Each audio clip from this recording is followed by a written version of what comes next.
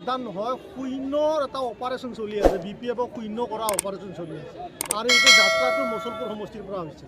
ইয়াত মানে মানুহৰ কাউণ্টিং কৰাৰ কেপাচিটি নাই।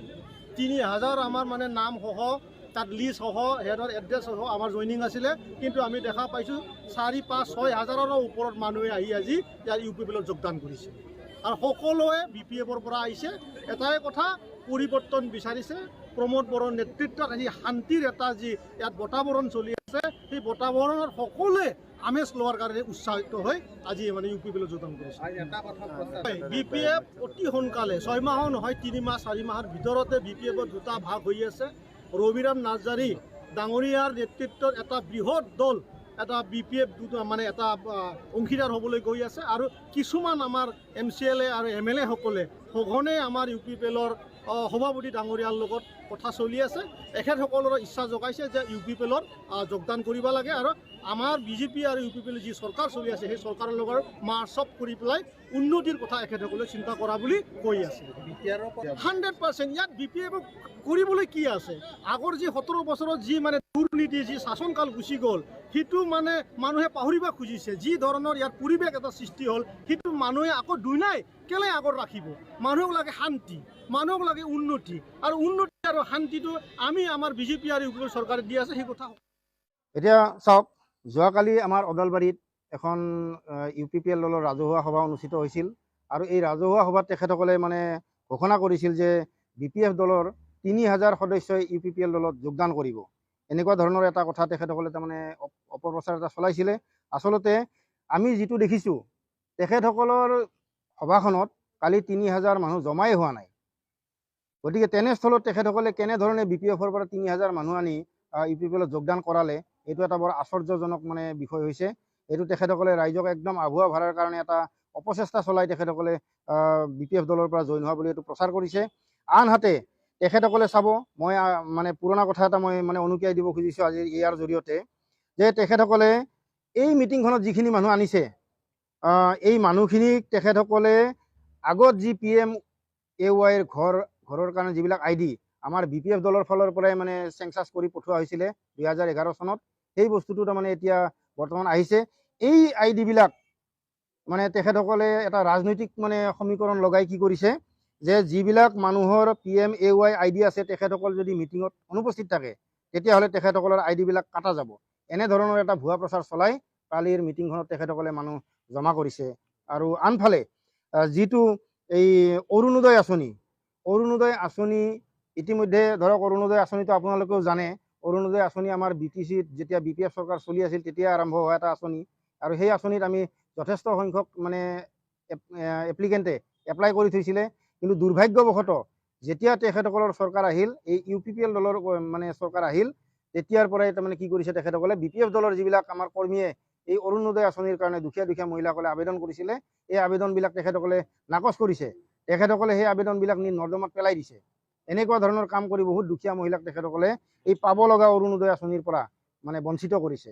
গতিকে এইটো এটা মই তেখেতসকলক মানে এটা ডিমেৰিটছ মই তেখেতসকলক মই দেখুৱাই দিছোঁ। তেখেতসকলে আচলতে এইটো যিহেতু চৰকাৰী আঁচনি, ইয়াত কোনো ধৰণৰ মানে চেলফিছ কৰি কোনো ধৰণৰ স্বাৰ্থ ৰাখি তাৰমানে কাম নকৰাকৈ তেখেতসকলে আচলতে দুখীয়া মহিলাবিলাকক উপকৃত কৰাৰ ব্যৱস্থা কৰিব লাগিছিল। কিন্তু তেখেতসকলে একমাত্ৰ BPF দলৰ কৰ্মী হোৱাৰ কাৰণেহে তেখেতসকলে বহুত দুখীয়া মহিলাক এই অৰুণোদয় আঁচনিৰ পৰা বঞ্চিত কৰি থৈছে। গতিকে এইটো মানে চৰকাৰীভাৱে যাতে মানে অলপ তদন্ত কৰি এই দুখীয়া মহিলাবিলাকে যাতে অৰুণোদয় আঁচনিবিলাক যথোপযুক্তভাৱে পাব পাৰে, ইয়াৰ ব্যৱস্থা কৰাৰ কাৰণে মই চৰকাৰক আহ্বান জনাইছোঁ আজিৰ এই প্ৰেছ মিটৰ জৰিয়তে। আৰু আনফালেদি আৰু এটা কথা আপোনালোকে চাব, যে তেখেতসকলে নিৰ্বাচনৰ আগত এটা কথা প্ৰচাৰ কৰিছিলে যে প্ৰতিটো সেল্ফ হেল্প গ্ৰুপক ৭৫,০০০কৈ টকা মানে তেখেতসকলে অনুদান হিচাপে দিম বুলি এটা প্ৰচাৰ কৰিছিলে। কিন্তু ৭৫,০০০ টকা দিয়াটোতো দূৰৰ কথাই, আমি আজিলৈকে কোনো এটা সেল্ফ হেল্প গ্ৰুপে ৭৫,০০০ টকাটো আমি পোৱা আমি দেখা নাই আৰু শুনাও নাই। তাৰোপৰি এতিয়া আকৌ তেখেতসকলে নতুনকৈ মানে ৰাইজক বিচলিত কৰাৰ কাৰণে এই সেল্ফ হেল্প গ্ৰুপৰ সাধাৰণ মহিলাবিলাকক মানে বিচলিত কৰাৰ কাৰণে প্ৰলোভন দিছে কি 20 লাখকৈ টকা তেখেতসকলে একোটা সেল্ফ হেল্প গ্ৰুপক দিম বুলি মানে তেখেতসকলে প্ৰকাশ কৰিছে। কিন্তু এইটো আশ্চৰ্যজনক কথা, এনেকুৱা ধৰণৰ 20 লাখ দিব পৰা কোনো ধৰণৰ আঁচনি চৰকাৰৰ হাতত নাই বুলি আমি জানিব পাৰিছোঁ। আৰু যিহেতু আঁচনিয়ে নাই, এই আঁচনি নোহোৱা অৱস্থাত তেখেতে কেনেধৰণে 20 লাখ তেখেতসকলে তাৰমানে চেল্ফ হেল্প গ্ৰুপবিলাকক দিব।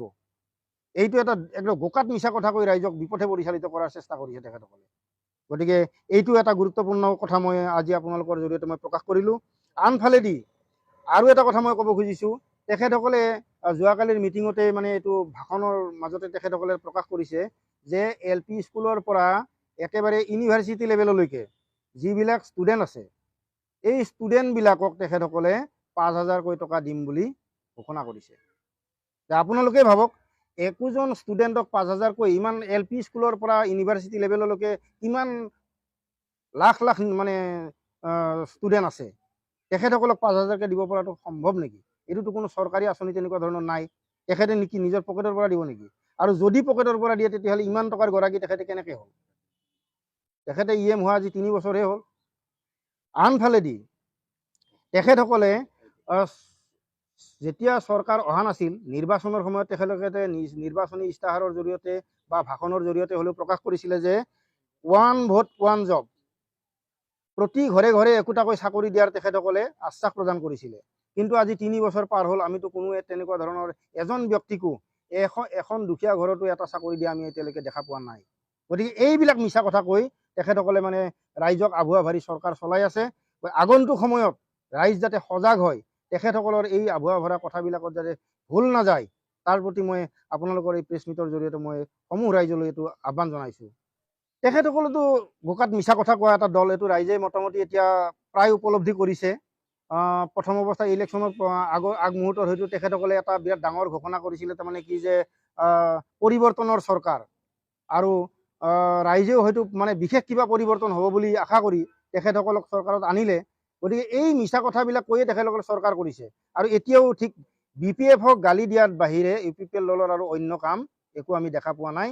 তেখেতসকলে কেৱল BPFক কেনেধৰণে তাৰমানে গালি দিব পাৰে, কেনেধৰণে নেগলিজেঞ্চি আনিব পাৰে, কেনেধৰণে ৰাইজৰ মাজত BPFক সেৱা প্ৰতিপন্ন কৰিব পাৰে, এই চেষ্টাটোতে তেখেতসকলে জড়িত হৈ আছে। আমাৰ EM ডাঙৰীয়া ৰাকেশ ব্ৰহ্ম ডাঙৰীয়াক মই এটা কথা ক'ব বিচাৰিছোঁ। তেখেতক মই অনুৰোধ জনাইছোঁ, আৰু তেখেতে কৈ আছে মাটি পাট্টা দিয়াৰ কথা কৈ আছে। 3 মাহৰ ভিতৰত 3 মাহ উকলি গ'ল। ৰাকেশ ব্ৰহ্ম ছাৰ, যদি পাৰে আপোনাক মই আৰনাই দিম আৰু আপোনাৰ পিছে পিছে ঘূৰিম।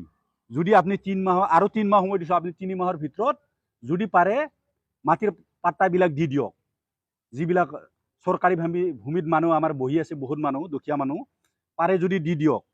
আপোনাৰ পিছে পিছে ঘূৰিম, BPF দল বাদ দি। আৰু যদি নোৱাৰে আপুনি BPF দলৰ আহক অতি সোনকালে। BPF দলে এই অঞ্চলৰ বহুত উন্নয়ন কৰিছে, এইবিলাক প্ৰমাণ আছে। আপোনাৰ এই 2 বছৰত আপুনি প্ৰমাণ সহকাৰে এটাও ভাল কাম কৰাৰ প্ৰমাণ দিব নোৱাৰে। আপুনি বেয়া নাপাব, আপোনাক অনুৰোধ কৰিছোঁ, আপুনি আৰু নিজে যিহেতু এজন সমাজৰ এতিয়া বিশেষ দায়িত্বত আছে, অলপ আপুনি কথাবিলাক অলপ ভালকৈ ক'লে মই ভাল পাম। ধন্যবাদ।